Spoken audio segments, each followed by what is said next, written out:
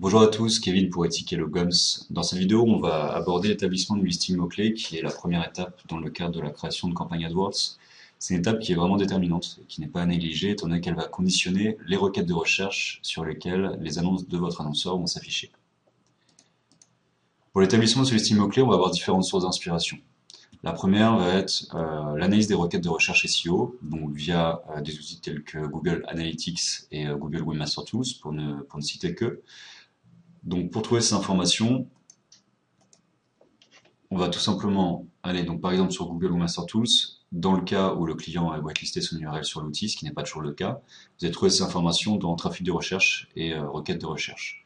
Sur Google Analytics, vous trouvez ces informations dans création de rapport, acquisition, mots-clés et résultats naturels. Ensuite, seconde source d'inspiration, ça va être les contenus du site.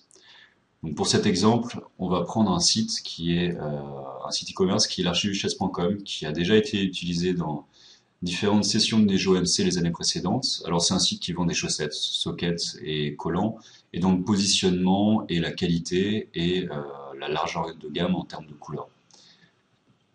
Donc là par exemple sur ce site, on va voir que des thématiques et des opportunités de mots-clés vont se dessiner assez naturellement. Donc déjà les principales thématiques de produits, telles que donc chaussettes, sockets ou collants. Derrière, on va avoir des qualificatifs de produits, tels que chaussettes de ville, chaussettes de luxe, chaussettes fil d'Écosse, sockets courtes, collants pour femmes. Et également les différentes couleurs qui sont à disposition. Donc là, par exemple, rouge maison close, rouge et framboise. Donc ce qui va être intéressant à ce niveau, ça va être d'identifier les combinaisons de mots-clés tels que donc les critères, les luxe, etc., et également les couleurs, et de pouvoir communiquer sur des requêtes telles que chaussettes roses, chaussettes framboises, et de rediriger directement sur le produit en question de façon à améliorer la pertinence et surtout améliorer le potentiel de conversion.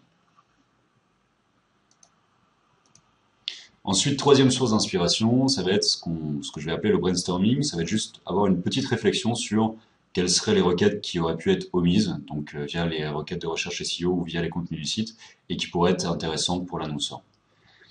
Pour chacune de ces requêtes, il va falloir vraiment se poser une question qui est très importante, qui va être: est-ce que cette requête peut être tapée par un internaute recherchant mes produits ou services, ou pouvant être intéressé par mes produits ou services? Tout simplement, est-ce que la requête est tapée par la cible qui intéresse mon annonceur? Donc une fois que ces trois différentes sources d'inspiration vont être étudiées, on va arriver donc sur ce genre de résultat avec l'ensemble des informations dans un tableur. Je vous conseille vraiment de travailler sur un tableur, c'est beaucoup plus aisé pour votre organisation. À partir du moment où vous avez des opportunités de mots-clés qui vous viennent, vous les mettez directement dans un tableur et dans l'idéal un Google Doc de façon à pouvoir faire ce travail de façon collaborative. Donc là, on va voir sur ce premier document l'ensemble des requêtes SEO, ici, que vous allez pouvoir glaner donc sur les différents outils. Ici, vous allez avoir donc les mots-clés que vous allez identifier via les contenus du site. Donc on a ici les thématiques de produits, chaussettes, collants, sockets, etc., avec les critères principaux, chaussettes de luxe, chaussettes de ville, les actions qui sont relatives à e-commerce, achat, acheter et vente. Donc en fonction des objectifs de votre client, forcément, ces mots-clés vont différer. Et les couleurs qui sont présentes sur le site, donc principaux critères de différenciation des produits. Et on a ici les déclinaisons, c'est tout simplement la déclinaison des thématiques de produits avec les actions et les couleurs. Ce qui nous permet d'avoir une génération de mots-clés qui est vraiment assez étoffée. Donc pour ces déclinaisons-là, si j'ai un conseil à vous donner, c'est d'utiliser un outil Google. Donc sur votre compte Google AdWords, vous allez dans Outils, Outils de planification des mots-clés. Et là, vous allez avoir multiplier les listes de mots-clés pour obtenir de nouvelles idées de mots-clés. Donc vous venez ici, vous mettez votre première colonne, votre seconde colonne, vous cliquez sur obtenir des estimations. Après, derrière, vous pouvez télécharger les informations et ça vous fera du coup une liste de mots-clés combinée avec les deux colonnes de mots-clés que vous aurez renseignées. Donc voilà, une fois que vous aurez réalisé ce travail, donc via les requêtes SEO, via les contenus du site et via le brainstorming si des expressions seraient manquantes, vous allez arriver sur un prélisting de mots-clés. Alors ce prélisting de mots-clés, il va vous servir pour utiliser un autre outil Google qui va être cette fois-ci la recherche de nouvelles idées de mots-clés, donc d'opportunités de mots-clés. Donc vous allez tout simplement coller l'ensemble des mots-clés de votre prélisting. Vous pouvez également renseigner l'URL de destination de l'annonceur pour trouver d'autres opportunités. Google va crawler le contenu du site pour trouver d'autres opportunités.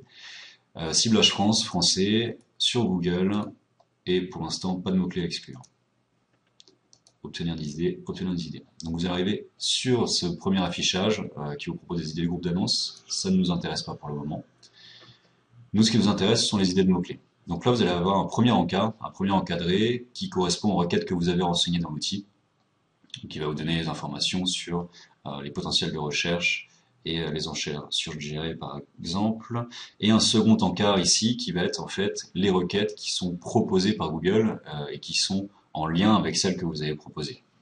Donc là, l'idée à ce niveau-là, ça va être de conserver tout simplement les requêtes qui sont pertinentes pour l'annonceur et d'écarter celles qui ne le sont pas. Vous pouvez travailler directement dans l'interface en faisant des exclusions de termes ici, pour ceux qui ne sont pas pertinents pour votre annonceur. Moi, ce que je vous conseille tout de même, c'est de faire un export ici, de façon à avoir l'ensemble des requêtes sur un CSV, et ensuite de le retravailler sur un Google Doc. C'est beaucoup plus souple, et vous aurez un confort de travail beaucoup plus important. Et dernier point, vous pourrez garder une trace de votre travail plus facilement.